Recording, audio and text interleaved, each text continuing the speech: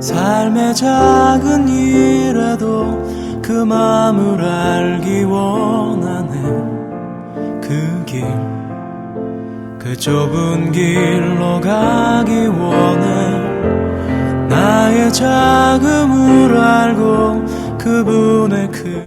여러분 반갑습니다. 오늘은 옥정 서문학교의 사사기 강의 7번째 시간으로 왕이 된 아비멜렉이란 주제로 성경 강해를 진행하겠습니다. 지난주에 우리가 사사기 8장을 통해서 왕이 되고 싶은 기드온이란 주제로 살펴보았는데 잠깐 8장의 내용을 복습해 보도록 하겠습니다. 기드온이 미디안의 두 왕 세바와 살문나를 추격하다가 기드온과 300명의 사람들을 돕지 않은 숫곳과 브니엘 사람들을 무자비하게 징벌하지요. 그리고 세바와 살문나를 잡아서 기드온 자신의 사사로운 복수를 행하고 돌아온 기드온에게 이스라엘 백성들이 왕이 되기를 요구하지만 기드온은 이것을 거절합니다. 하지만 왕이 되기는 거절했지만 그는 왕이 되고 싶어 했고 또 왕이 누릴 수 있는 특권을 누렸다. 그리고 가장 중요한 것은 백성들이 바친 금을 가지고 에봇을 만들어서 이스라엘 백성들로 그 에봇을 섬기는 우상 숭배의 빌미를 기드온이 제공했다. 그러니까 지난주에 살펴본 내용입니다. 오늘은 사사기 9장 왕이 되고 싶은 아비멜렉이란 주제로 진행합니다. 먼저 사사기 9장의 내용을 잠깐 간략하게 살펴보겠습니다. 아비멜렉은 세겜 사람들에게 찾아가서 자신을 왕으로 세워줄 것을 요구하지요. 세겜 사람들은 여기에 동의하고 결국 아비멜렉은 자신의 이복 형제들을 다 죽여서 왕이 됩니다. 그때 살아남은 요담이 세겜 사람들에게 가시나무 비유를 통해서 아비멜렉을 왕으로 세우는 것의 위험을 경고하지요. 하지만 결국 아비멜렉은 왕으로 세워집니다. 그리고 얼마 지나지 않아 세겜 사람들이 아비멜렉을 배반하고 아비멜렉은 군대를 동원해서 세겜 사람들에게 무자비하게 징벌합니다. 그리고 데베스를 공격하던 중에 아비멜렉은 여인이 던진 맷돌에 맞아서 죽음합니다. 이것이 사사기 9장의 주요 내용입니다. 이제 조금 더 자세히 본문을 가지고 살펴보도록 하겠습니다. 아비멜렉은 자신의 외가가 있는, 즉 어머니가 살던 세겜으로 가서 자신을 왕으로 세울 것을 요구합니다. 1절입니다. 여룻바알의 아들 아비멜렉이 세겜에 가서 그의 어머니의 형제에게 이르러 그들과 그의 외조부의 집에 온 가족에게 말하여 이르되. 이 세겜이 아비멜렉의 어머니잖아요. 기드온의 첩인 이 어머니가 살던 곳이기 때문에 아비멜렉이 이제 외가로 가서 외가 친척들에게 얘기하는 겁니다. 2절입니다. 청하노니 너희는 세겜의 모든 사람들의 귀에 말하라. 여룻바알의 아들 70명이 다 너희를 다스림과 한 사람이 너희를 다스림 이 어느 것이 너희에게 나으냐. 또 나는 너희와 굴육임을 기억하라 하니. 이 아비멜렉이 왕이 되고 싶은데 왕이 되려면 누군가 자신을 밀어줘야 되잖아요. 그래서 어머니의 집이 있는 외가 그 세겜으로 가서 자신을 왕으로 세울 것을 요구하면서 두 가지 이유를 이야기합니다. 첫째 무엇입니까? 70명보다는 한 사람이 낫다. 기드온의 아들 70명이 너희를 다스리는 것이 낫겠느냐? 아니면 나 한 사람이 너희를 다스리는 것이 낫겠느냐? 당연히 한 사람이 낫죠. 다스리는 사람이 여러 명이면 그만큼 더 다스림 받는 사람들은 고통을 당하죠. 그 70명이 다 다르고 또 자신의 이익을 위해서 백성들을 착취할 텐데 70명이 다스리는 것보단 한 명이 다스리는 것이 당연히 낫죠. 또 하나 기드온이 뭐라고 이야기합니까? 나는 너희와 골육임을 기억하라. 자, 무슨 뜻이냐면 남이 너희를 다스리는 게 낫냐? 아니면 혈육이 다스리는 게 낫냐? 내가 너희와 같이 피를 나는 형제고, 하지만 기드온의 70명의 형제들은 우리랑 피 하나 섞이지 않았지 않느냐? 그러니까 피가 섞여 있는 나 아비멜렉을 왕으로 세우는 것이 낫겠느냐? 아니면 피 한 방울 섞이지 않는 남인 기드온의 70명의 아들을 왕으로 세우는 것이 낫겠느냐? 이렇게 이야기합니다. 두 가지. 첫째, 70명이 다스리는 게 낫느냐? 한 명이 다스리는 게 낫느냐? 둘째, 피 한 방울 섞이지 않는 남이 다스리는 게 낫느냐? 아니면 피가 섞인 혈육, 골육인 내가 다스리는 게 낫느냐? 당연히 세겜 사람들은 아비멜렉을 택할 수밖에 없었습니다. 3절에 보니까 그들의 마음이 아비멜렉에게로 기울어서 이르기를 그는 우리 형제라 하고, 아마도 이 두 번째 기드온의 물음, 피가 섞이지 않은 남이 너희를 다스리는 게 낫느냐, 아니면 피가 섞인 골육인 내가 너희를 다스리는 게 낫겠느냐라는 이 물음에 아마 이들의 마음이 움직였던 것 같아요. 이야기합니다. 그는, 아비멜렉은 우리 형제라. 지금은 좀 나아졌지만 예전에 우리가 국회의원이나 대통령 선거를 할 때 흔히 하던 말이 있습니다. 우리가, 남이가. 아비멜렉은 세겜 사람들에게 바로 이 혈육, 골육, 내가 너희와 피가 섞였다, 내가 남이 아니다 라는 논리를 가지고 세겜 사람들을 설득했고, 세겜 사람들 역시 이 말에 그들의 마음이 움직여서 아비멜렉을 왕으로 세우기로 결정합니다. 그래서 아비멜렉은 세겜 사람들의 도움과 지지를 받고 왕이 되는데, 그 과정에서 세 가지 큰 일을 합니다. 첫 번째 무엇입니까? 4절입니다. 바알브릿 신전에서 은 70개를 내어 그에게 주매. 왕이 되려면 거사를 치루어야 되고, 거사를 치르려면 돈이 있어야 되잖아요.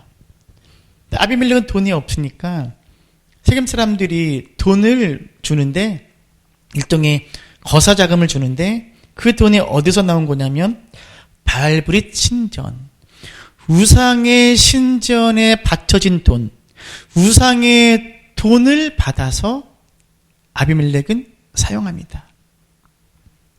그 다음 읽어볼까요? 아비멜렉이 그것으로 방탕하고 경박한 사람들을 사서 자기를 따르게 하고, 바알브릿 신전에서 얻은 돈으로 사람을 고용하는 거죠. 일종의 용병입니다. 그런데 그들이 어떤 사람이냐? 방탕하고 경박한 사람들, 요즘으로 표현하면 깡패, 폭력배를 동원한 겁니다. 그리고 나서 마지막으로 5절입니다. 오브라에 있는 그의 아버지 집으로 가서 여룻바알의 아들 곧 자기 형제 70명을 한 바위 위에서 죽였으되. 이걸 하려고 한 거예요. 이걸 하려고 돈이 필요했고 사람이 필요했다는 거죠. 자신이 할 수 없으니까, 힘이 안 되니까 사람을 동원해야 되는데, 사람을 동원하려면 돈이 있어야 되니까 세겜으로 가서 그들의 마음을 사서 돈을 구해서 그 돈으로 깡패, 폭력배들을 동원해서 70명이나 되는 이복 형제, 기드온의 아들들, 자신의 형제 70명을 한 자리에서 죽이고 맙니다. 끔찍하지요. 참으로 끔찍합니다. 왕이 되기 위해서 자신의 형제들을 죽이는 경우는 역사 속에서 쉽게 찾아볼 수 있습니다. 우리나라에서도 조선의 3대 왕인 태조 이방원이죠. 그가 원래 이성계의 5번째 아들이잖아요. 그런데 태조 이성계가 자신이 아닌 막내 이복 동생 방석을 세자로 책봉하자 이방원은 난을 일으켜서 세자와 정적을 살해하고 왕이 됩니다. 또 우리가 잘 아는 광해군도 왕이 되고 난 후에 자신의 형인 임해군을 유배를 보내고 그 유배된 임해군이 유배지에서 석연치 않은 죽음을 당하고 또 광해군은 자신의 이복 동생인 영창대군을 9살 때 유배를 보냅니다. 그런데 이 영창대군은 증살이라는 끔찍한 방법으로 살해되지요. 증살은 뭐냐면 방에 이 영창대군을 가둬놓고 아궁이에 불을 떼서 그 안에서 죽게 하는 거예요. 너무 뜨거워서 그 영창대군은 창살을 부여잡고 소리치면서 죽었다라고 하지요. 자기가 왕이 되거나 왕이 되기 위해서 형제를 죽이는 일은 드문 일은 아니지만 하지만 70명이나 되는 이렇게 많은 형제를 한꺼번에 죽인 일은 유례가 없지요. 그만큼 아비멜렉은 왕이 되기 위해서 수단과 방법을 가리지 않습니다. 우상의 돈으로 깡패를 사서 자기 형제들을 무참히 학살합니다. 이렇게 아비멜렉은 왕이 됩니다. 6절 세겜의 모든 사람과 밀로 모든 족속이 모여서 세겜에 있는 상수리 나무 기둥 곁에서 아비멜렉을 왕으로 삼으니라. 자, 아비멜렉은 꿈을 이루었습니다. 왕이 되었습니다. 그런데 그 70명의 자기의 배다른 형제들을 죽일 때 살아남은 한 명이 있었습니다. 바로 막내 아들 요담입니다.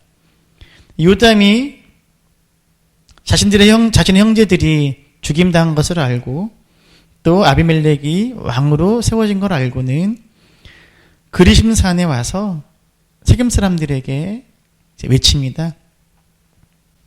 그리심산은 사진에 보이듯이 에발산과 서로 마주보고 있는데 그리심산과 에발산 그 사이에 세겜이 위치하고 있습니다. 요담은 세겜으로 내려갈 수는 없으니까 세겜으로 내려가면 뭐 죽는 거죠. 그러니까 사람들하고 멀리 떨어져서 이 그리심산 위에서 밑에 있는 세겜 사람들을 향해서 외치는 거지요. 그는 세겜 사람들에게 가시나무의 비유를 통해서 그들의 행동에 대해 경고하고 잘못되었음을 알립니다. 8절입니다. 하루는 나무들이 나가서 기름을 부어 자신들 위에 왕으로 삼으려 하여 감람나무에게 이르되 너는 우리 위에 왕이 되라 하며. 지금 나무들이 왕을 세우려고 하는데 먼저 감람나무에게 찾아가요. 감람나무. 근데 감람나무는 거부합니다. 감람나무가 그들에게 이르되 내게 있는 나의 기름은 하나님과 사람을 영화롭게 하나니 내가 어찌 그것을 버리고 가서 나무들 위에 우쭐 되리요 한지라. 감람나무는 다른 말로 표현하면 올리브 나무잖아요. 감람나무는 기름을 내는 나무인데 그 열매, 그 올리브라는 열매와 그 기름을 내가 하나님과 사람을 위해서 영화롭게 사용하기 위해서 내가 내는데 그것을 버리고 어떻게 왕이 될 수 있느냐라고 말하며 거절합니다. 감람나무가 거절하자 두 번째로 어떤 나무를 찾아갑니까? 무화과나무입니다. 무화과나무도 거절합니다. 세 번째로 어떤 나무를 찾아갑니까? 포도나무입니다. 포도나무도 거절합니다. 자, 감람나무, 무화과나무, 포도나무 이 세 나무의 공통점이 무엇입니까? 열매를 맺는 좋은 나무입니다. 감람나무는 올리브라는 열매를 통해 기름을 내고, 무화과나무는 무화과 열매를 내고, 포도나무는 포도 열매를 맺습니다. 사람들에게 유익하고 필요한 열매를 맺는 좋은 나무, 귀한 나무들입니다. 그런데 이 왕이 될 만한 자격을 갖춘 이 세 나무들은 다 거절합니다. 왕이 되기 싫다고 합니다. 두 가지 이유입니다. 첫 번째, 기름, 열매, 포도주를 버릴 수 없다. 내가 내는 기름, 내가 내는 열매, 내가 내는 포도주를 버리고 내가 어찌 왕이 되겠느냐.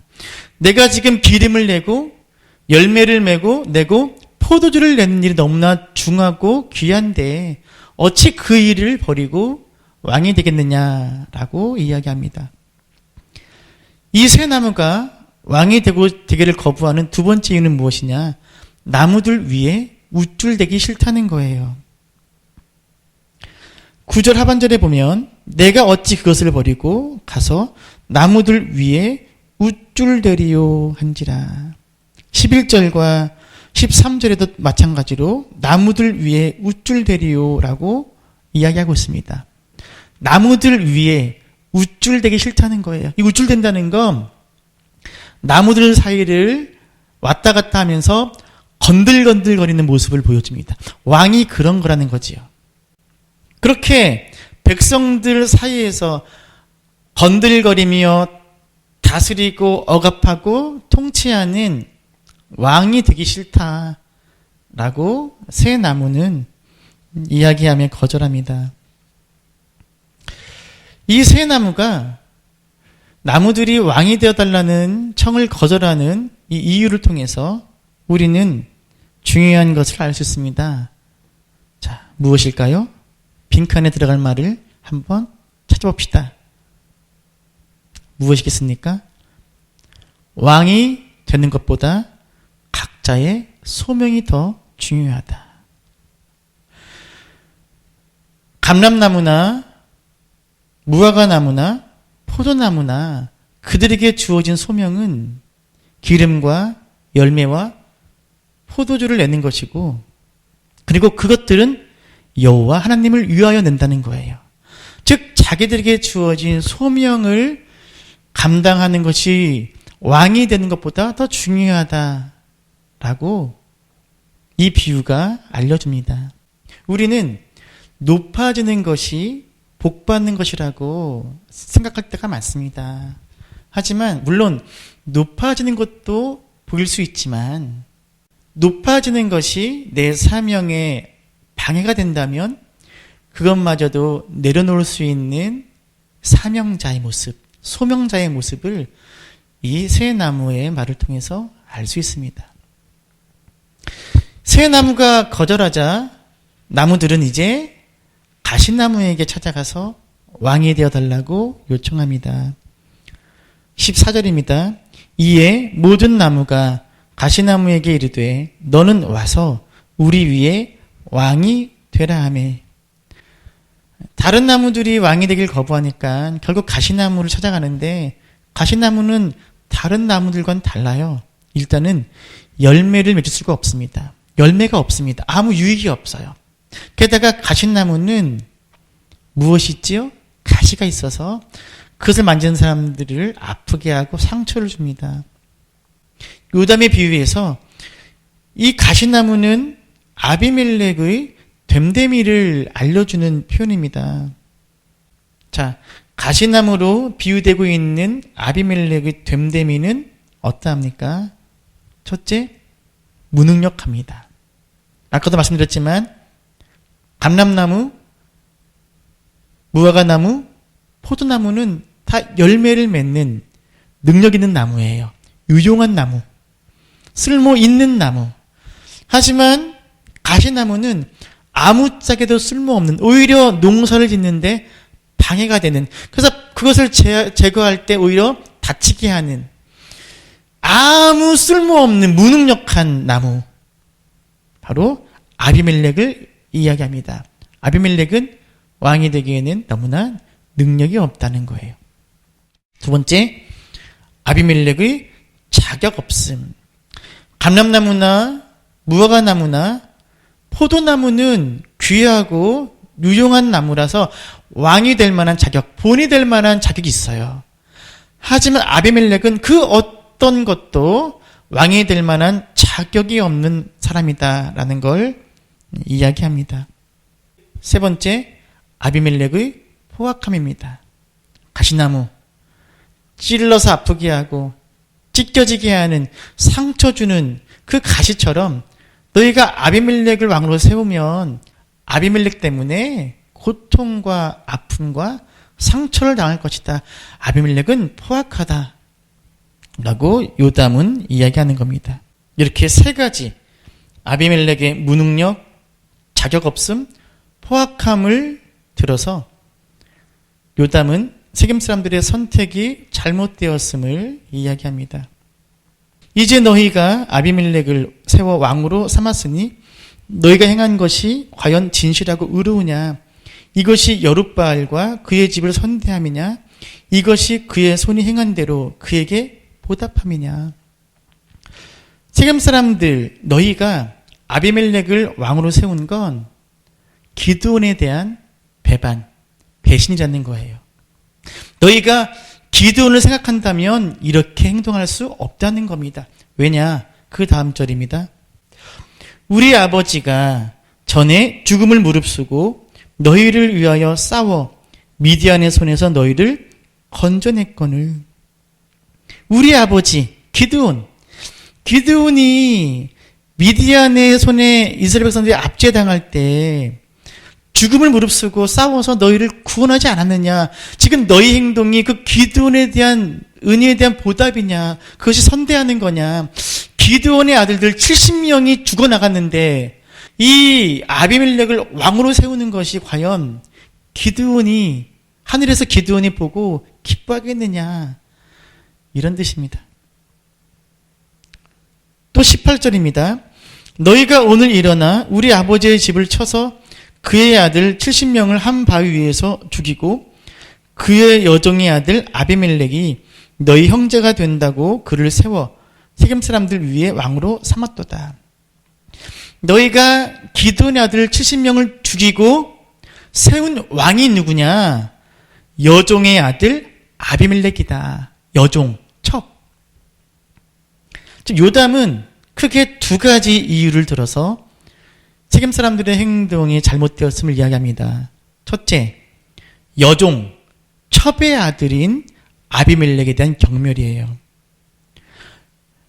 지금 요담은 아비멜렉을 여종의 아들이라고 부르면서 경멸해요.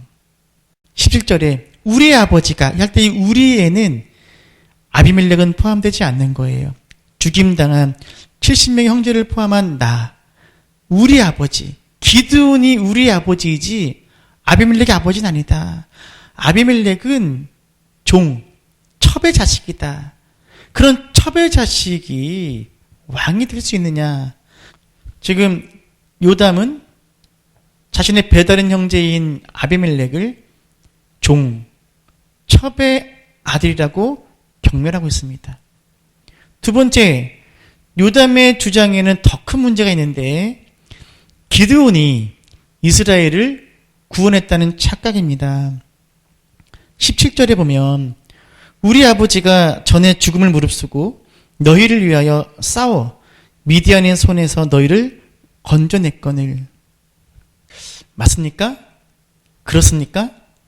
기드온이 이스라엘 백성들을 목숨을 걸고 구원했습니까? 그렇지 않습니다. 기드온이 한 게 아니에요. 누가 하신 거예요? 하나님이 다 하셨어요. 기드온은 그저 하나님께서 차려주신 그 밥상에 숟가락만 올려놓았을 뿐이에요. 여호와께서 하셨거든요. 하나님이 구원하셨거든요. 그런데 이 요담이 뭐라 그래요? 우리 아버지가 다 했다. 우리 아버지가 구원했다. 우리 아버지가 목숨 걸고 너희를 구원했다. 하나님은 보이지 않습니다. 지금 요담은 여호와만이 진정한 구원자이심을 망각하고 있습니다. 이 두 가지가 바로 요담의 주장 속에 담겨 있는 문제입니다. 이렇게 요담이 구구절절하게 세겜 사람들에게 이야기하지만 통할 리가 없지요. 21절입니다. 요담이 그의 형제 아비멜렉 앞에서 도망하여 피해서 부엘로 가서 거기에 거주하니라. 결국 이러한 요담의 구구절절한 주장은 아비멜렉이 왕으로 세워진 이 현실을 돌이킬 수 없었고 요담은 결국 도망가고 아비멜렉이 왕이 되어서 이스라엘을 다스립니다. 그 뒤의 내용은 아까 보았듯이 이제 세겜 사람들이 배신을 하고 아비멜렉이 군대를 동원해서 세겜 사람들을 징벌하고 무려 1,000명을 죽입니다. 그리고 그가 욕심을 내어서 데베스라는 곳을 공격했다가 여인이 던진 맷돌에 맞아서 머리가 깨지고 거의 죽어갈 때 여인의 손에 죽는다는 그러한 말을 듣기 싫어서 자기 옆에 창 지키는 사람에게 부탁을 해서 결국 창에 찔려 죽습니다. 지금까지 살펴본 내용을 통해서 우리는 세 가지 깨달음을 얻어야 됩니다. 첫째, 불신앙의 유산이 가져오는 파괴적 결과. 무슨 말입니까? 기드온의 신앙과 믿음이 그의 자녀들에게 전혀 전해지지 않았다는 겁니다. 기드온은 왕이 되고 싶었지만 왕이 되지 않았고요. 아비멜렉은 왕이 되고 싶었고 왕이 되었습니다. 이 차이밖에 없어요. 하나님에 대해서, 믿음에 대해서, 신앙에 대해서 전혀 전해지지 않은 거예요. 요담도 마찬가지입니다. 요담이 뭐라고 말하지요? 우리 아버지 기드온이 너희를 위해 목숨 걸고 싸워서 너희를 구원했다. 이거 누가 이렇게 가르친 걸까요? 기드온일 거예요. 기드온이 자신의 자녀들에게 뭐라고 말했을까요? 내가 이스라엘을 구원했어. 내가 목숨 걸고 싸워서 미디안을 물리쳤어. 내가 했어. 너희 아빠인 내가 했어. 그 말을 듣고 자란 이 자녀들을 요담이 그래서 말하는 거예요. 하나님이란 말은 전혀 안 나오잖아요. 우리 아버지 기드온이 다 했다. 하나님의 은혜, 하나님의 역사, 하나님의 일하심이 그 자녀에게 제대로 전해지지 않은 결과가 얼마나 무서운지를 보여줍니다. 두 번째입니다. 하나님이 주인 되지 않을 때 그 자리는 누군가 또는 무엇이 반드시 차지하게 된다. 사사기를 비롯해서 성경의 가장 큰 주제가 무엇이냐면 누가 다스리시는가 라는 주제입니다. 우리는 믿음의 사람들은 무엇이라고 고백합니까? 여호와 하나님께서 다스리신다라고 고백합니다. 그리고 그 고백대로 여호와의 다스림 아래 살아가야 됩니다. 하지만 하나님이 주인 되지 않으신다면, 내가 하나님의 다스리심을 거부한다면 그 자리에는 다른 누군가 또는 무엇이 자리 잡게 되어 있습니다. 그 주인의 자리에는 결코 비어있는 때가 없습니다. 우리 주님이 계셔야 할 그 자리에 주님이 계시지 않으면 그 자리에는 돈, 물질 또는 권력 또는 나 또는 내 자녀, 다른 무언가 또는 다른 누군가가 반드시 그 자리를 차지하고 우리를 다스리게 되어 있습니다. 사사기는 바로 이것을 경고합니다. 우리의 주인 되신 하나님의 다스리심을 거부할 때 그 주인의 자리에 반드시 무언가가 차지하고 우리를 다스린다. 세 번째입니다. 하나님의 백성이라 해도 하나님을 두려워하지 않으면 무엇이든 할 수 있다. 아비멜렉을 보세요. 세겜 사람들을 보세요. 하나님의 백성으로서 도저히 상상할 수 없는 일들을 합니다. 우상의 신전에서 돈을 가져다가 깡패 불량배들을 동원해서 자신의 형제 70명을 학살하고 왕이 되고 왕을 세웁니다. 어떻게 이럴 수 있습니까? 충분히 그럴 수 있습니다. 왜요? 하나님을 두려워하지 않으면. 때로 목회자나 또는 그리스도인들이 큰 무리를 일으킬 때가 있지요. 그럴 때 우리는 이렇게 생각하거나 말합니다. 어떻게 그럴 수 있지? 어떻게 주의 종이, 어떻게 그리스도인이, 어떻게 교회가 저럴 수 있지? 여러분, 충분히 그럴 수 있습니다. 아니, 그러고도 남을 수 있습니다. 어떠할 때? 하나님을 두려워하지 않을 때. 오늘날 이 시대가 사사기의 시대와 닮아 있는 이유가 여기에 있습니다. 하나님을 두려워하지 않는 하나님의 백성들. 목회자가 하나님을 두려워하지 않아요. 그러면요, 그 어떤 짓도 할 수 있습니다. 성도도, 교회도 마찬가지입니다. 여러분, 오늘 이 말씀을 거울 삼아 우리는 내 자신과 이 시대를 깊이 성찰하고 돌아봐야 됩니다. 과연 나는 우리 자녀들에게 올바른 믿음과 신앙의 유산을 잘 물려주고 전해주고 있는가? 좋은 믿음의 본이 되고 있는가? 또한 내 삶의 주인은 오직 하나님이셔야 되는데 그 주인의 자리에, 하나님이 계셔야 할 그 자리에 하나님이 아닌 다른 그 누군가 또는 다른 그 무엇이 앉아 있어서 나를 다스리고 있지는 않은가? 또한 나는 하나님에 대한 두려움으로 하나님의 말씀과 뜻에 순종하고 엎드리며 살고 있는가? 아니면 하나님 없이, 하나님과 상관없이 살고 있는가? 여러분, 왕이 된 아비멜렉의 이야기는 어느 특별하게 악한 괴물의 이야기가 아니라 언제든지 하나님의 뜻과 은혜의 말씀으로부터 떨어져 나가 언제든지 괴물로 살 수 있는 우리의 연약한 모습임을 깨닫고 끊임없이 말씀으로 돌아오기 위해서, 끊임없이 말씀 앞에 엎드리고 순종하고 내 삶의 주인이신 하나님 앞에 순종하며 살아가기 위해서, 또 그 믿음과 신앙을 내 자녀에게 잘 전해주기 위해서 힘쓰고 애쓰며 살아가는 여러분 될 수 있기를 축원합니다. 저 높이 솟은 산이 되기보다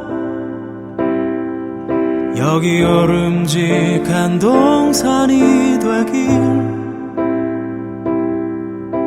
내가 아는 길만 비추기보다는 누군가의 길을 비춰준다면